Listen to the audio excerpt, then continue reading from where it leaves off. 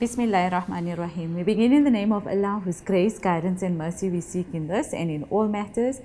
Blessings and salutations on our beloved Nabi Sallallahu Alaihi Wasallam, his descendants and his companions. Assalamu alaikum wa rahmatullahi wa barakatuh to all our viewers out there. You're watching Anisa from the Islamic Care Line on Get Real with Islamic Care Line on ITV.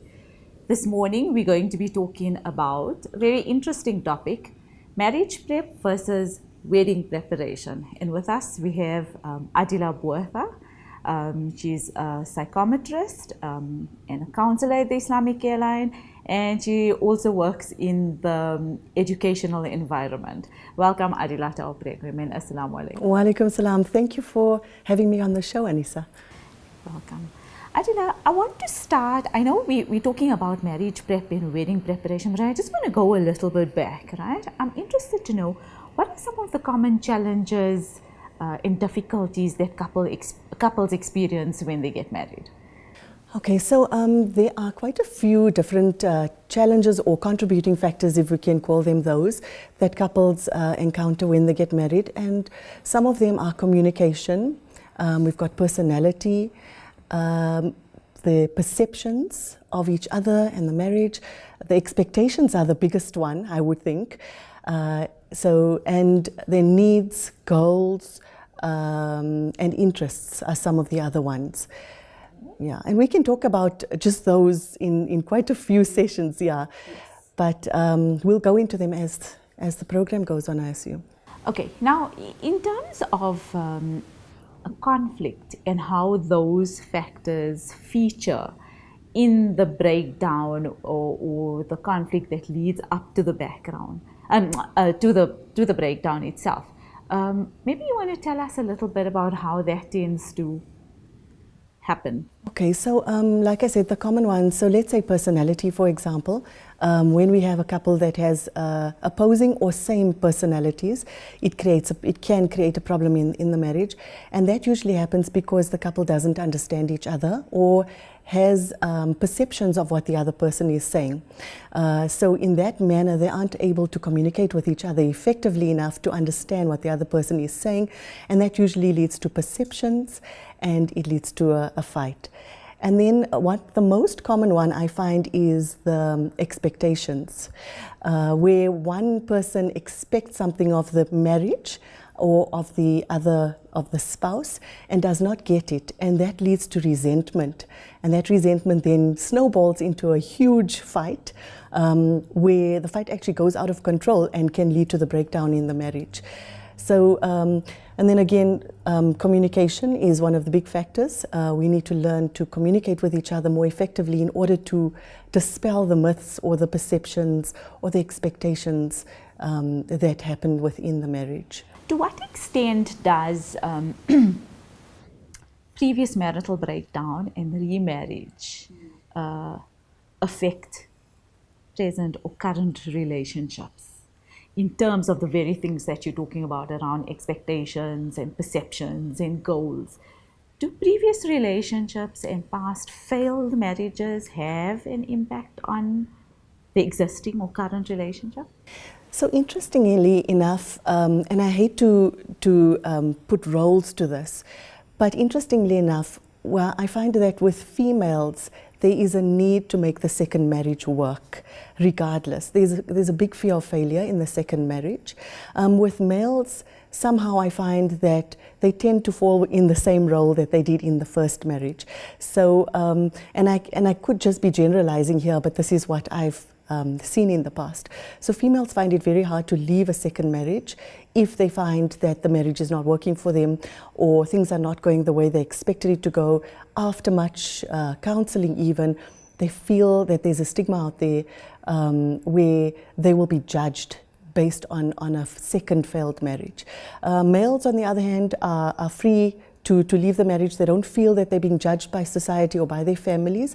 And they can then move on. But as far as the perceptions are concerned, people are generally expect that their second marriage will be a lot more successful than their first. They feel that what they've learned from the first marriage will help to contribute to a healthier second marriage. And sometimes it doesn't generally work because the same perceptions are brought through. The person holds the same perceptions, or they don't prepare well enough for the marriage. And in that case, it can break down as well. You spoke about a couple of things. The one is fear of failure, and you spoke about wanting and having learned things from the first relationship, but for some reason it's not enough. But I realize obviously that if I learn something about my own marriage, but if I go into a marriage with a second person and the growth hasn't necessarily taken place on the other side, how important is that, and how much of does the fear of failure have to do more with my own stuff and my own growth? Yeah, so you're absolutely right, because it has to do with the growth of the person from the first marriage to the second marriage. That fear of failure definitely has to do with the person themselves. So they personally feel like they failed if the second marriage has failed. They also sometimes tend to blame it on the second partner and say, but he also wasn't the right fit for me, or he has created this. And that is what we see in both first and second marriages. The blame game is huge. The inability to take responsibility for what the person has done, or the lack of growth, or the lack of communication, or the perceptions that they have, is usually the biggest factor in counseling. That we find that people are not open enough to the growth, or open enough to what their partner is feeling, or the partner's background or their upbringing, in order to actually foster a more healthy marriage. Just sticking a little bit with expectations, right? Do you think that in your own experience, right? What do you think about the general expectations that people tend to have about marriage and their outlook about marriage? Do you find that the expectations are realistic? Do you think that they balance? Do you think that they are shared between two people, or do you think that they're very different? What are those expectations influenced by? So yeah, expectations are generally influenced by what we see on TV, what we see happening around us, or perceive to be happening around us by our friends, family, etc. All of us want that fairy tale wedding or marriage, and unfortunately, it can't always be fairy tale if we don't both give to the marriage. So the expectations are that I will have the best marriage out there. My husband will come home every day with a gift for me, or once a week with flowers. He'll surprise me all the time. So people then expect things from the spouse and expect things from the marriage without being willing to give to the marriage, without even communicating what the expectations are before they go into the marriage. Because what happens is, we usually in today's times, because people are dating before the marriage, and there are less marriages that happen within the confines of, let's say, arranged marriages, that people then have the honeymoon before the marriage. So when they think it's amazing, the partner's really cool, we have these amazing times together, and that's going to transcend into the marriage. But what happens is, when they get into the marriage, the reality of life hits them. So that reality is generally work, children, bills to pay, how are we going to look after this home? And those expectations are not discussed before the marriage. So what happens is, when they get into that marriage and they're hit by the reality of it all, it's very difficult for them to transcend into that and to actually be able to nurture that, which is the difficult part of the marriage. Okay, so we've chatted a little bit about the expectations, right? And you mentioned the word reality. Okay, so what would you say constitutes that reality? So you've mentioned finances, and you've mentioned family, you've mentioned work. We spoke a little bit about how our perceptions are influenced by the media. What are some of the things that we need to start thinking about when we merge expectations with reality. So, when I think about it, and I know the care line itself, there's so many other things, like even in terms of expectations around sexuality, expectations around family dynamics, expectations around friend relationships, work relationships, finances, like you say, children. And there's so many demands and standards and stresses around the couple. What should we be doing with those in terms of helping and supporting couples to make their marriages work? Okay, so the couples need to, or I think it would be advisable for couples to go through a premarital counseling session or premarital workshops, where these things, like you said, the finances, family, friends, children, religion even is discussed, the roles and responsibilities of the husband and the wife is discussed, the expectations from each person is discussed, and they reach a common ground in that sense. They learn to communicate with each other, they learn about each other's personalities, and from that stance they are able to communicate more effectively with each other. So I would say that premarital counseling is exceptionally important. And coupled with premarital counseling, we now have marriage contracts where both spouses can ask for certain things in the marriage, and they can then stick to those rules within the marriage. People have asked for strange things. Money is one of the things. I've seen that people ask for a large amount of mehr in the marriage, but they're in the contract, but that is not the only thing you ask for. There's certain things to make the marriage comfortable, to make the wife feel safe and secure in the marriage. And that's a very important aspect in this day and age, in this era in which we live, to dispel the myths and the perceptions and the expectations. Okay, Adila, I think we again due for a break, so we're going to pick up this conversation after the break. Jazakallah to the viewers. We will catch you after the break on Get Real with Islamic Care Line. Jazakallah.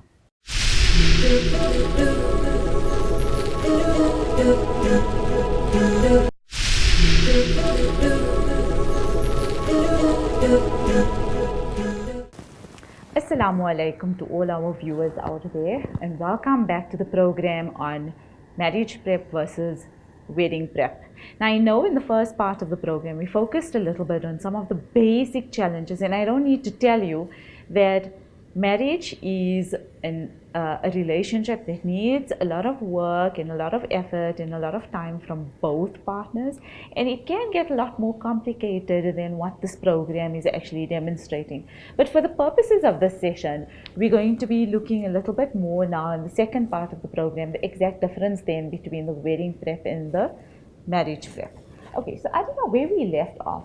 You touched on the word culture, and I know when it comes to the wedding prep, we tend to be very involved around cultural practices. So it may be the parcels and the gifts and the pre-wedding rituals and festivities and all of that, right? And we place a lot of attention on that. Tell me about about the importance of marriage prep and what your own experience is with people undertaking marriage prep. Okay, so generally what we see is there's a lot of there are months of preparation for the wedding, which is a single day, which is a day in which we just celebrate the fact that we've done the nikah and we're there to eat. Sometimes it's not just one day, it's maybe a few days before that we have a braai and we have a mehndi party and all of that. And then what happens after that? Nobody has then prepared this couple for the marriage, which is the rest of their lives. And if you think about it, somebody once said to me, in our careers, we spend a minimum of 3 years going through university, sometimes board exams, so that's 4 years or 5 years. Some of us do second and third degrees, just for a job, which we do from 8 to 5 every day. What about the marriage? There is absolutely no preparation for something that is for the rest of your life. to learn to cook in the house or whatever, the female is taught to cook. That's not part of your marriage prep. Marriage prep is a lot more than that. So I know some people might differ with you on that, right? But why do you think that people find it easier to focus on the wedding prep rather than the marriage prep? because I feel that there is a stigma in our community. People feel that they don't need counseling when something isn't broken, or they don't need to prepare for something which has been going on for years and years, and their parents have stuck with the marriage regardless of the problems, so they will also do the same.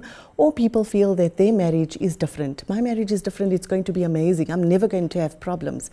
But when we get into that marriage, then only they realize that there are things that they needed to sort out before. So instead of spending hundreds of thousands of rands on a wedding, which is one day, spend some time and energy into preparing for the marriage. You know, I remember once someone said to me, why do we need to go out looking for problems when there aren't any, right?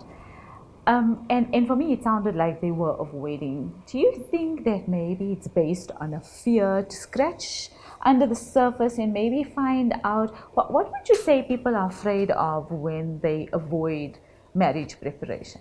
So they're scared that they're going to be told that they're incompatible with their partner, which is something that marriage prep does not do. What it does is it gives you a greater insight into your partner, who they are, so with what their personality is like. It gives you insight into yourself, so it's self-awareness. Teaches you how to communicate with your partner, how to be most effective in the marriage. In some instances, if you do a personality assessment, it then focuses on the similarities or differences in your marriage, in your personality, and then tells you exactly where some of the problems may lie and how to deal with those problems when they come up. So they don't seem overbearing and overwhelming, but it will be something that will be part of the daily life. We knew that this was going to happen. We knew that we would differ on this issue. So we know how to communicate and how to overcome that. So what you're actually saying, Adila, is that marriage prep should actually be looked like counseling, which is a supportive tool and to help people grow. Marriage preparation should actually be looked at in the same light as a supportive tool and something on a preventative level to help couples to come together and learn more about each other. So, with that in mind, I think also the fear comes from people not knowing what marriage preparation entails. Yeah. So maybe you just want to cover some of the things that get addressed during marriage preparation. Okay, so there are quite a few topics that are discussed during marriage preparation. We go through an assessment, which helps the couple then look at the different topics, and they may be financial, which is a big thing. And when we talk about financial, we talk about who is going to provide financially to the household. Is it both the husband and the wife? Is it only the husband or only the wife? It can differ. And to what extent will they provide financially towards the house? So it could be for food, it could be for the bond, it could be big things and small things. We look at decision making. So if the couple needs to make a decision on a big issue like buying a house or buying a car, what are the steps that they're going to take so as not to offend each other? Will the one just go out and buy a car or make a big decision without consulting the other person? So how do they make those decisions? We then look at children, which is a very important factor.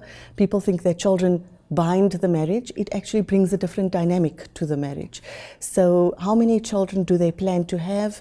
At what stage in the marriage would they like to have children? Do they want to go through a period in the marriage where they first get to know each other and spend time alone and then have children? Or do they first want to have their children immediately? And who is going to look after those children? Who's going to wake up at night to feed that child? If both parties are working and have careers, who's going to stay at home to look after those kids? Or are they going to go to grandmother, grandfather, or maternal or paternal grandmother? Those are big issues that need to be discussed.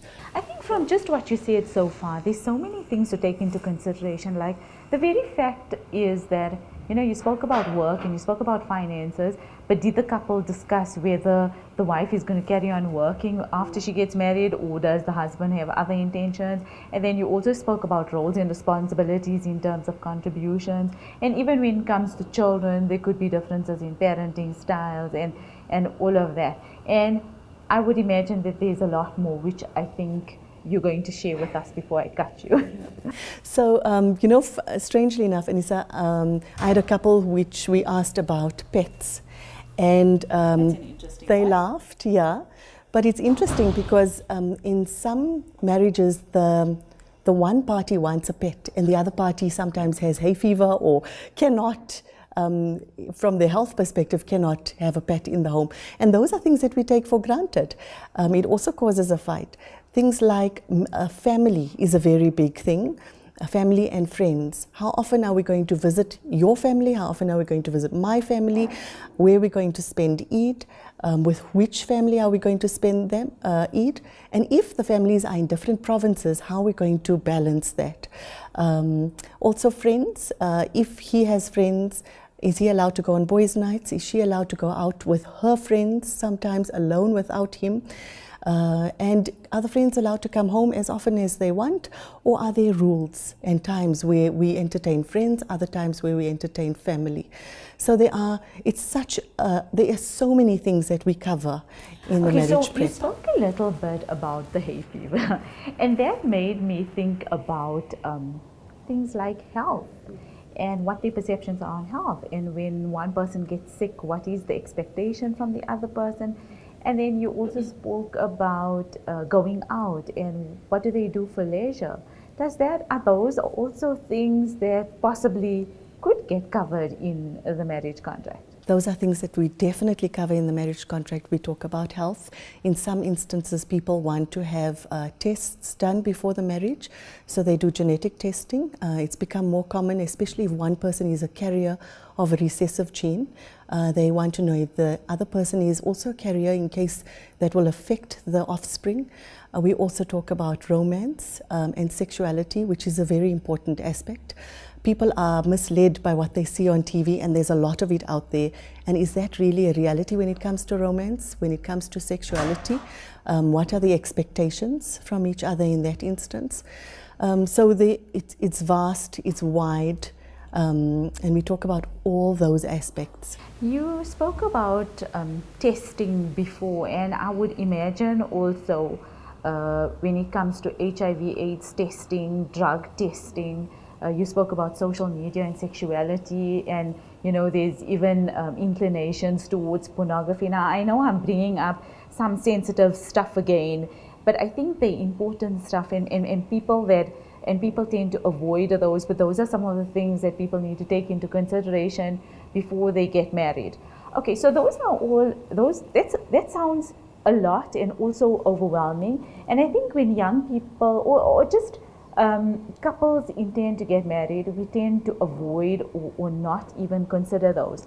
I'm also interested, we spoke a little bit about, at the very beginning, about things like expectations and goals.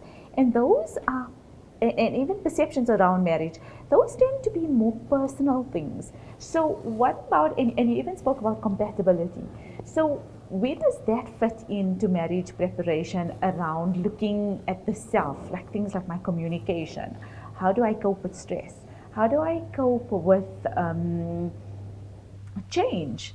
How do I express my feelings? How do I deal with conflict? What do I want to give in the relationship? What do I need from the relationship? Where does that fit into marriage preparation? And how important is that? It is very important because we like to go through a process where each person gets self-awareness. So the self-awareness then tells them about themselves. They add their goals and their needs and their interests to that.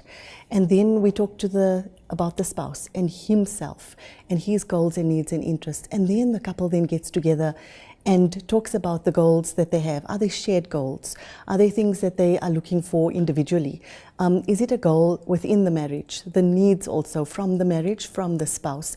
These things need to be discussed before the marriage. I can say that I need a nurturing husband, but I don't know if he's going to nurture me. I don't know if he even understands what I need if I don't communicate it to him before the marriage. The perceptions that we have of each other, are they real before the marriage? Or are they things that we were told or things that we saw on the outset? Because they say that To get to know a person, you've got to spend time with them, to understand who they are, to learn the bad habits and the good habits. And sometimes the bad habits are not as bad, but they may irritate us. So these are things that need to be covered before the marriage. We can't say that during the premarital counseling we will go through all those and you'll know exactly who your spouse is. But you will have a very good idea of what stresses him out, what is important to him, what his goals are, what he sees for the future. And in that sense, the couple can then decide what the middle ground is. So what the middle path is and how they're going to reach a consensus on that. And then you brought up something interesting, which is the stress and how we deal with that. So today we know that in most marriages, both the spouses work, both want to have a career that's important to them. And then they come home, they spend a lot of time at work, and they come home and they come back with that stress. So we teach the couples how to communicate with each other, how to say what they're feeling, because sometimes we come home and we're grumpy and moody, and our spouse doesn't know what's going on, and he doesn't know if we're grumpy and moody because he's done something. Are you grumpy and moody because I did it yesterday or today, or because something's not right? So we teach them to communicate their feelings, and for the next person to understand what those feelings are and what your spouse is going through, and then to support that person in that sense. So that's also very, very important in order to dispel that stress and to feel that you're being supported in terms of the stress. Now, you're speaking about support. What role can families play in terms of assisting couples to prepare for their marriage? I think that as parents, parents need to be quite frank with their children and support them through a premarital counseling session or premarital sessions to prepare them for the marriage. Would you say that needs to be encouraged? It definitely needs to be encouraged. A lot of time, there's a lot of more time spent preparing for the wedding day as opposed to the marriage. And if you look at the amount of time that's spent for preparing for the wedding day, preparing for the marriage or marriage prep will not even take a fraction of that time. To what extent would you say also that the role of, or even parents being role models to their children when they get married? So what examples do they need to be setting in order for their children then to build and develop healthy relationships? So parents, also have their own stresses because they're now in the dynamic of having teenage children sometimes and work.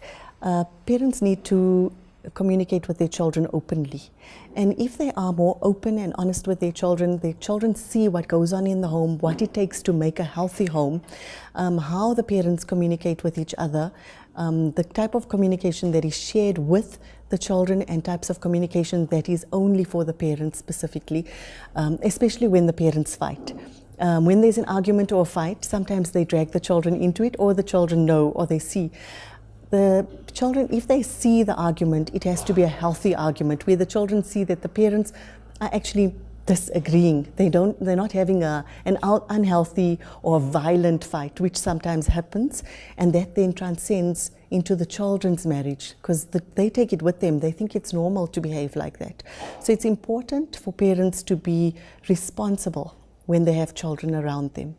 Okay, Jazakallah so much for that. I think the message there is marriage prep is intended for building marriages and not breaking them down. And I think that needs to, the emphasis needs to be placed on there. Jazakallah so much, Adila, for sharing your expertise with us on marriage prep versus wedding prep. Jazakallah to all the viewers for joining us today on this program. We hope to see you next time on Get Real with Islamic Care Line on ITV. Jazakallah. Assalamu alaikum.